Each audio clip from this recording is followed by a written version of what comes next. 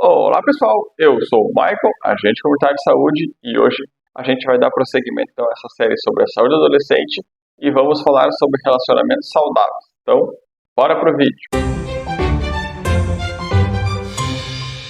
Bom, então, antes de começar o vídeo propriamente, aqueles recadinhos básicos que a gente sempre tem aqui do canal. Chegou aqui pela primeira vez ou já nos acompanha há mais tempo, se possível se inscrever no canal. Se estiver gostando do conteúdo, se inscrevam.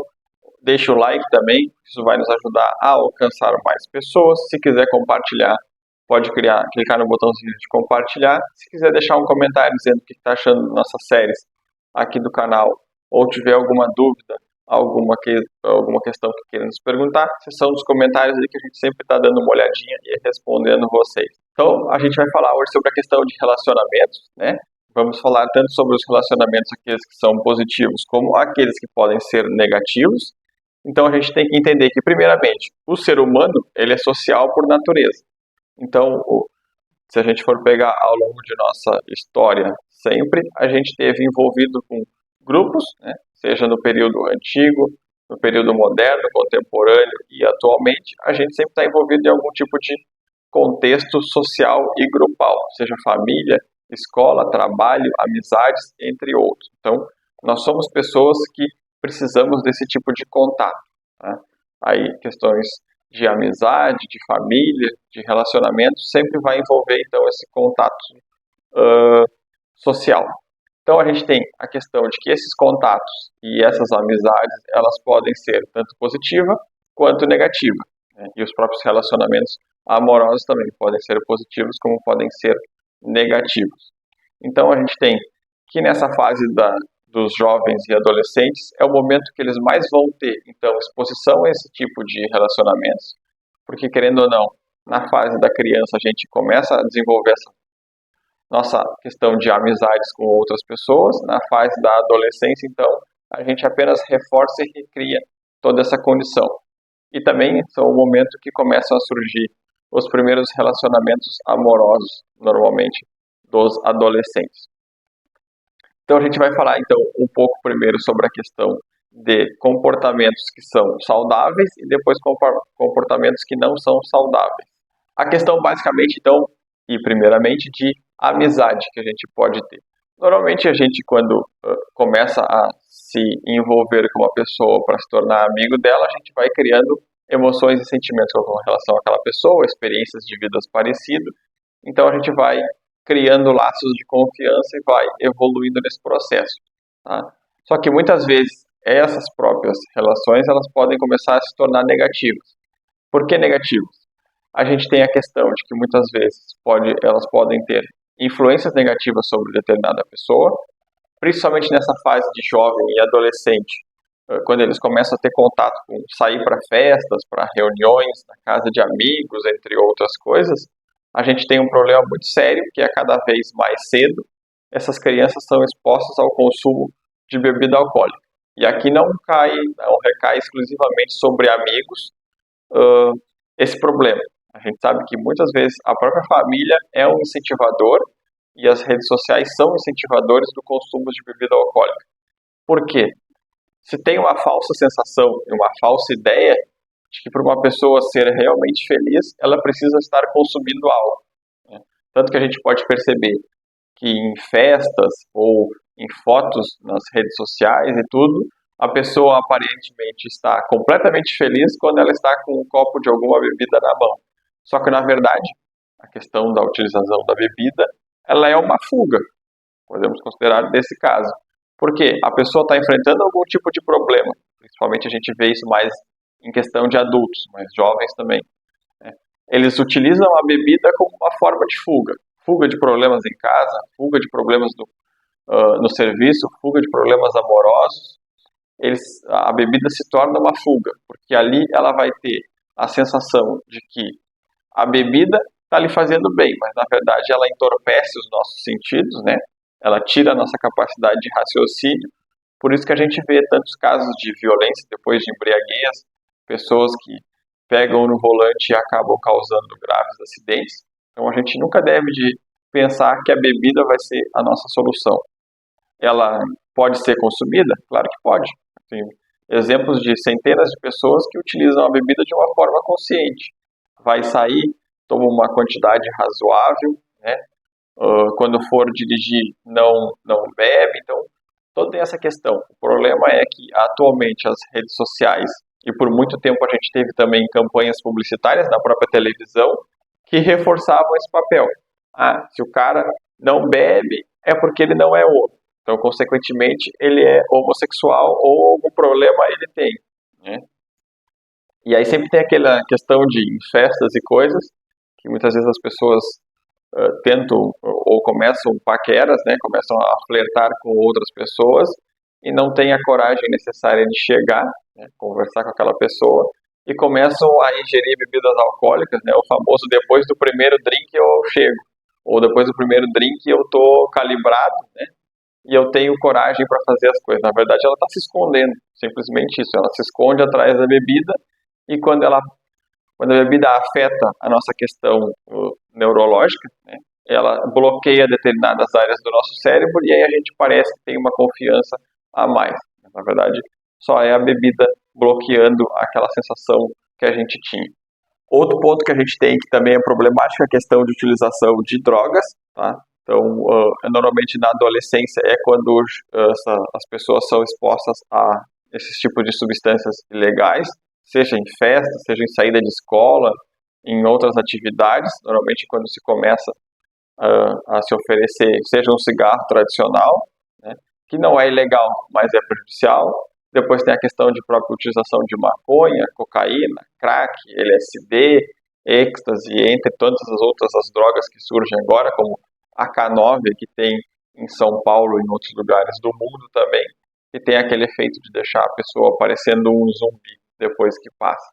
Então são questões que a gente sempre tem que cuidar e orientar os nossos jovens e adolescentes sobre a necessidade e a importância de tentar evitar o consumo desse tipo de substâncias, seja tanto as drogas como a questão do álcool, né?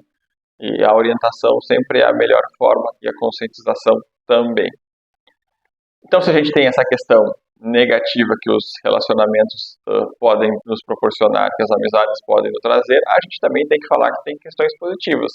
Porque quando a gente tem uma amizade verdadeira e saudável, a gente sempre vai ter um porto seguro para expressar o que a gente está sentindo no momento, perguntar sobre questões de conselhos, está com dúvida o que vai fazer para o seu futuro, né? Isso em relação a gente está falando dos jovens e adolescentes. Uma roda de amigos ali para se divertir, para falar besteira, para distrair a pessoa que muitas vezes pode estar passando por algum tipo de preocupação em relação ao seu futuro, questão familiar ou outros problemas que possam ter. A gente tem essa questão de condições saudáveis dos relacionamentos que nos fazem crescer, né? Nos trazem lições de vidas muito importantes e nos fazem crescer tanto pessoal como coletivamente. Então a gente tem esses pontos que não só de coisas negativas se vive no mundo, né? Então a gente tem fatores positivos também. Outro ponto importante que a gente tem que ressaltar aqui é a questão de vida amorosa. A gente sabe que de décadas para cá a gente tem tido mudanças muito significativas nessa situação de relacionamentos dos adolescentes. A gente veio de épocas onde, iniciando há muitos anos atrás, onde contatos sexuais eram quase que inexistentes, né? Depois a gente teve os afrouxamentos da questão familiar, né? Que muitas vezes a pessoa tinha que ir na casa da namorada e o pai ficava sentado no meio. Então, coisas que foram se transformando ao longo do tempo. Agora a gente já tem crianças que normalmente, não dá para chamar de criança, mas já são jovens e adolescentes com 9, 10 anos de idade, que já tem a questão de que estão namorando, né? Muitas vezes até sem saber propriamente o que é essa questão, mas já tem esse contato cada vez mais aflorado com a sexualidade. E aqui vai uma crítica à sociedade como um todo, porque a gente tem essa questão de que as crianças estão tendo esse desperte mais cedo, mas a sociedade não se organiza e não se preocupa em debater sobre isso. Porque a gente tem uma restrição muito grande em ter questão de educação sexual nas escolas, né? Uma questão de orientação na própria escola, porque os pais e a sociedade como um todo acha que isso vai ser uma forma de despertar a sexualidade na criança. Então a gente não tem esse tipo de conversa nas escolas e em casa muitas vezes os pais também não se sentem à vontade ou não acreditam que falar sobre isso é importante e deixam os jovens e adolescentes livres ao mundo ou que consumam e consigam informações ao longo da sua vida e na internet, né? Principalmente na internet que eles buscam esse tipo de fonte de respostas, já que os pais e nem a escola porque não se deixa explicar isso, porque vai transformar meu filho no homossexual, a minha filha vai virar homossexual, ele vai querer começar a ter relações depois que descobrir isso na escola, né? Não ensino nada na escola por causa que a escola que vai estar aflorando essa sensação neles, né? Mas em casa, ninguém faz o seu dever de casa direito, porque não explica nada, simplesmente deixa esse adolescente descobrir as coisas muitas vezes da forma errada, né, que é a utilização excessiva da pornografia, que a gente vem vendo que está crescendo nos últimos anos, principalmente da pandemia para cá, porque antigamente a gente tinha o quê? Questões de que existiam aquelas revistas, a Playboy, entre outras, que eram vendidas, né? Então era a forma que se tinha acesso. Depois existiam canais de TV aberta que transmitiam durante a madrugada filmes mais eróticos. Depois a gente teve o início do processo do DVD com os próprios filmes pornô e agora com a internet então a gente tem uma profusão massiva desse aspecto.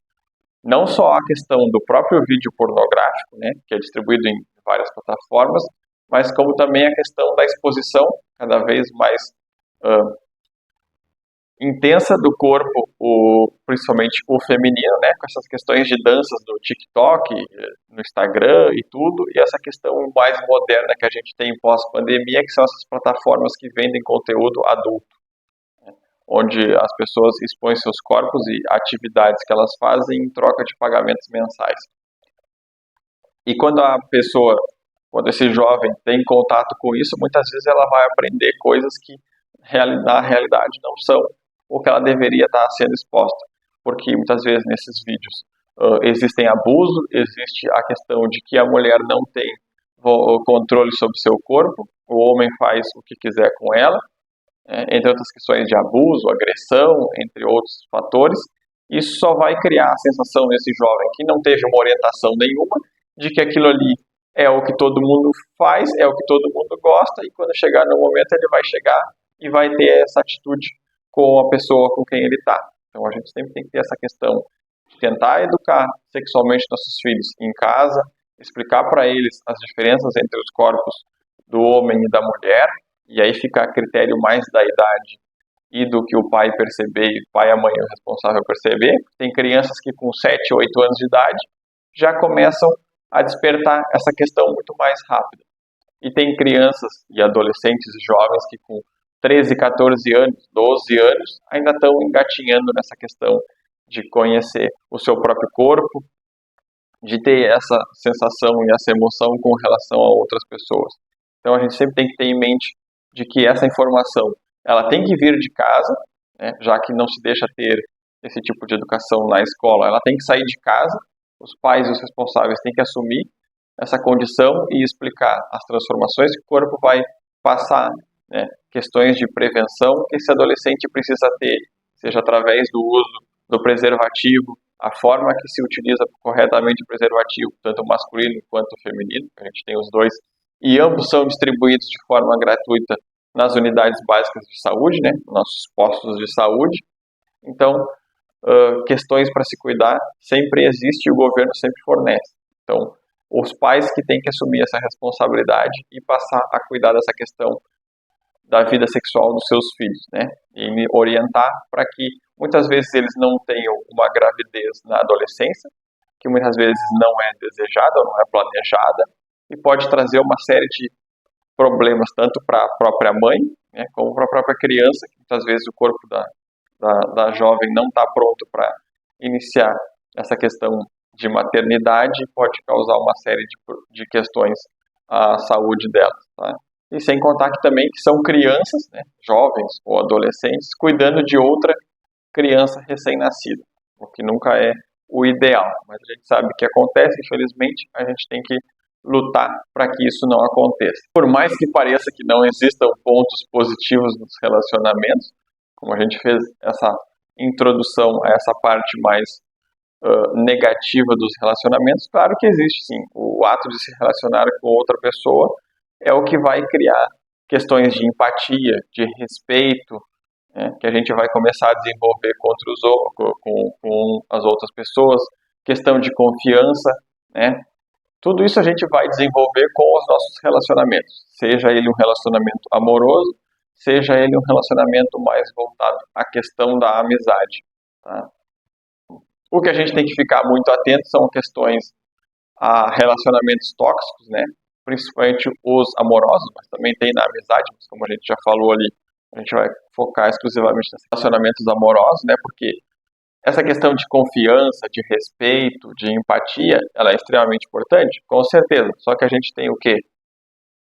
Pessoas que são o oposto disso, são pessoas que têm uma questão de ciúme muito excessivo, a questão de serem muito possessiva, né, de não entenderem que determinada circunstância é apenas algo normal, mas acredito que a pessoa está ou traindo elas, ou tentando outro tipo de relacionamento, e passam a ser mais agressivas, podem ser violentas.